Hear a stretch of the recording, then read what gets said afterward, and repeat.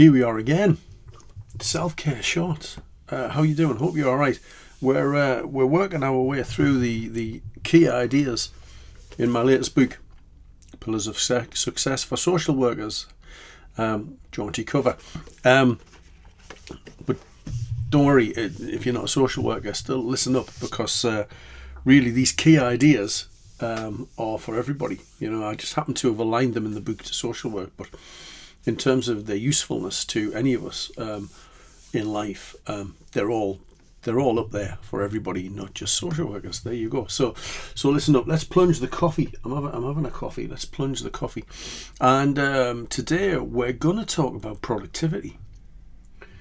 And this term, I don't suppose I've come up with it, but it came to mind: holistic productivity. See, in social work we talk about holistic stuff all the time. So that's a word that's just in my head and in my vocabulary.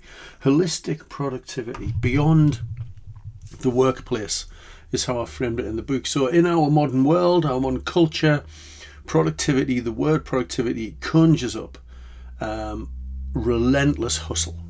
Not only relentless hustle at the office, but the side hustle. We've all got the side hustle now, haven't we? In fact, here we are right in the midst, I suppose, of my side hustle in a way. I work for University of Sunderland most of the time, and this freelance stuff I do, and this is the side hustle. So not only are we productive in our hustle, but we're productive in our side hustle as well. And we could talk about that neoliberal capitalist endeavour of the side hustle. But anyway, I think you're meant to get paid for a side hustle, which is probably where my side hustle, at least this bit of it anyway, kind of falls short.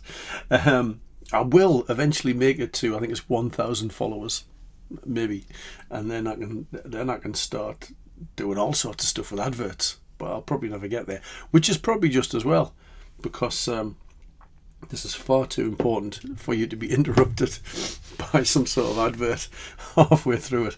But there you go. So anyway, here we are. So productivity conjures up relentless hours in the office, being productive. We glorify busyness now, and I have to be really careful with these terms, because people are very critical of these things, and rightly so, as I am, because we've got this glorification of busyness, this glorification of kind of late at the office, working late, working early, all that kind of thing, bad cultural kind of thing.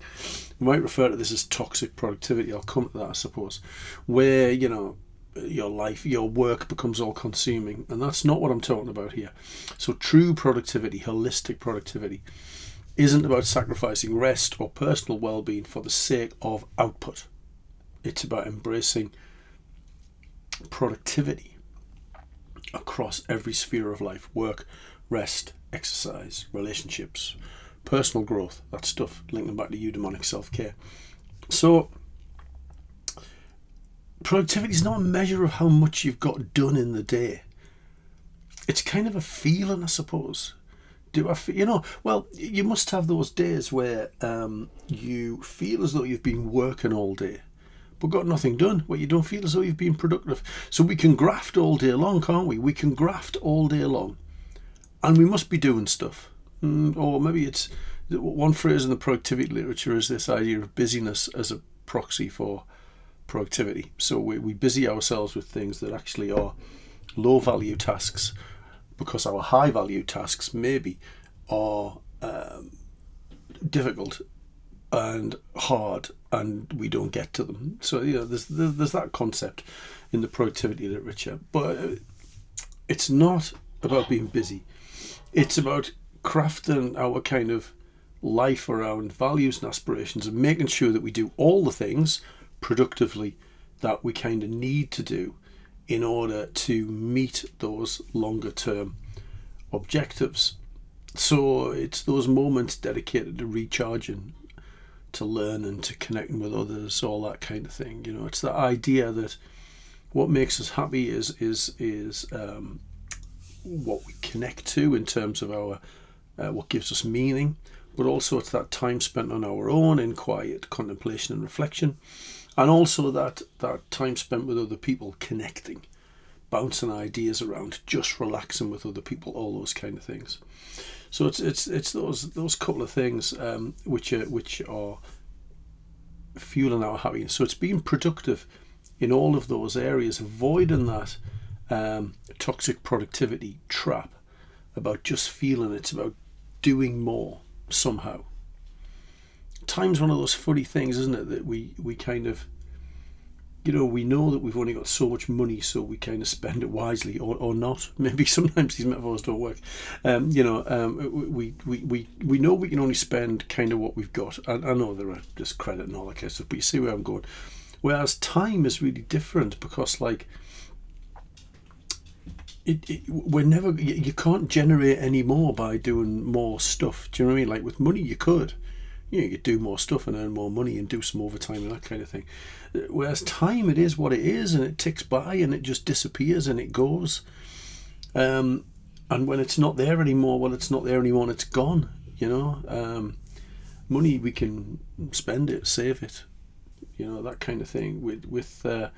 With time, you can't save any of it. Once you've used it up, it's gone. I'm not sure where I'm going with that, but you see the point, I suppose. Maybe you do, maybe you don't. Anyway, so we've got this idea of productivity. True, sustainable productivity. I do love my pillars. Rests on some interconnected pillars, I'd argue, just to get pillars in there as a metaphor. And we've kind of already talked about one of them, and that's purpose. We've already talked about purpose, having a North Star. One of the productivity hacks is about having a North Star, something that guides all your endeavours. So when we're talking about productivity, we're productive towards something, and not productive towards getting the report written or getting the tea cooked.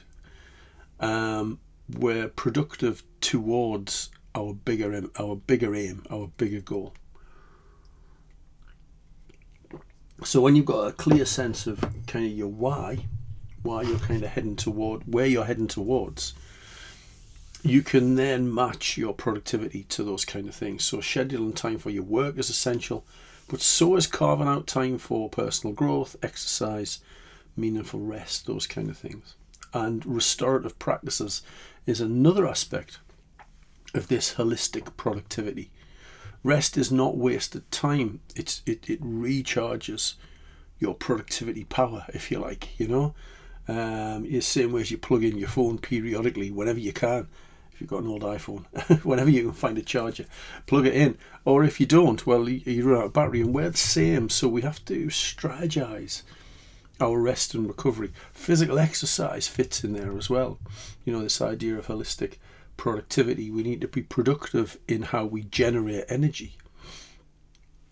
So this physical activity improves our health and boosts our kind of mental clarity. So we've got to do that. And then productivity isn't static. It grows. We become more productive sometimes by learning new skills. So productivity is about honing those new skills. And productivity is rooted in the quality of our relationships. We are inherently social creatures, and one of the things, and this is about work, well, it's not actually, it's about life as well.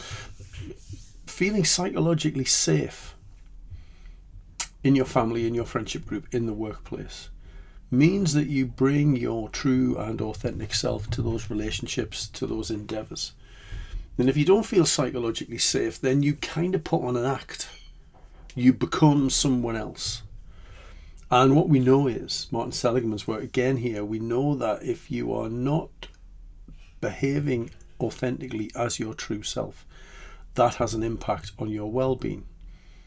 So in terms of being productive, we have to foster these good relationships. Holistic productivity is about not just what we do, but the relationships that we hone. Is it time to give up a relationship? Is it time to establish a new one? Is it time to kind of foster a new one, kind of work on a new relationship? Because relationships need to be worked on, don't they? That's the point, isn't it, really? So those things are really important. So the pillars of holistic productivity start with that purpose. Start with us then balancing all the things between restorative practices, mindfulness, meditation, sleep, rest, nutrition, I'd say, as a restorative practice. Physical activity, short bursts of movement, longer bursts, when we can fit them in. Continuous learning and growth, so that we are enhancing our abilities, our knowledge across our lives, and then engaging in those quality relationships to make sure that we kind of do that. So we put that all together. So what that means is that being holistically productive means we've got to do all of those things, and they're all productivity. We're productive in all of those in all of those spheres. So it's not about toxic busyness. Productivity is not about just getting loads of stuff done in your working day, 9 to 5, 8 to 6, whatever it is you're doing. It's not just about that. It's a philosophy that values balance over busyness. So I'm doing all these other things, depth over speed, doing things at a deep level, thinking deeply, contemplating deeply, reflecting deeply, doing things precisely and with clarity rather than just getting them done. It's not just about getting things done. Being productive is not just that. We have to get things done, yes, but this broad definition means we don't get reports written or whatever at the expense of rest, exercise, development of self, relationship building. We need to create a framework of balance that all of those things sit in. So that's holistic productivity for you. Slightly different to the way we normally think of productivity. See you next time.